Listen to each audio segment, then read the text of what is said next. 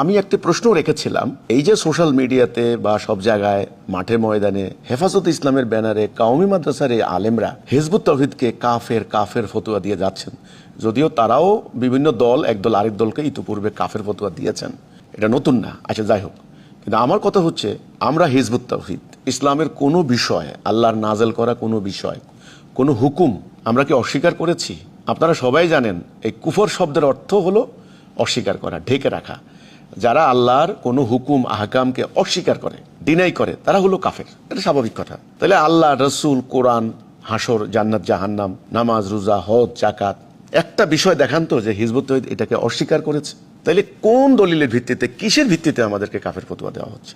আমাদের এই হাজার হাজার ঘন্টা বক্তব্য, দিন প্রতিষ্ঠার বক্তব্যকে ওই কোথায় কোন এটা কাটিং তুলে এনে, বইয়ের একটা শব্দ দুটা লাইন তুলে এনে এনে এই যে জোড়াতালি দিয়ে এই যে বিভ্রান্তি সৃষ্টির চেষ্টা করা হচ্ছে, জোর করে কাফের মানে বানানো হচ্ছে, এ ধরনের অপতৎপরতা কেন করা হচ্ছে?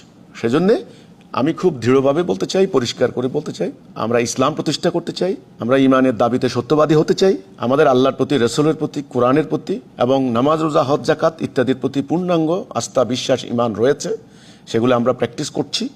কাজেই আমাদেরকে কাফের ফতোয়া যারা দিচ্ছেন তারা অন্যায়ভাবে দিচ্ছেন। আমরা ইসলামের কোনো বুনিয়াদী বিষয়কে অস্বীকার করি নাই। হ্যাঁ, ইসলামের ইতিহাস নিয়ে নানান ধরনের ব্যাখ্যা আছে স্বাভাবিকভাবে। তাফসির তাহলে হলো কেন?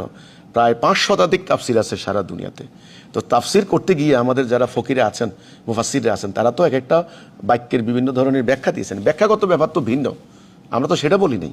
আমাদের ইসলামের ইতিহাসের উপরে বিভিন্ন ধরনের অবজারভেশন আছে, ব্যাখ্যা আছে। তো পূর্ণাঙ্গ বইটা পড়লে আপনি ব্যাখ্যাটা বুঝতে পারবেন।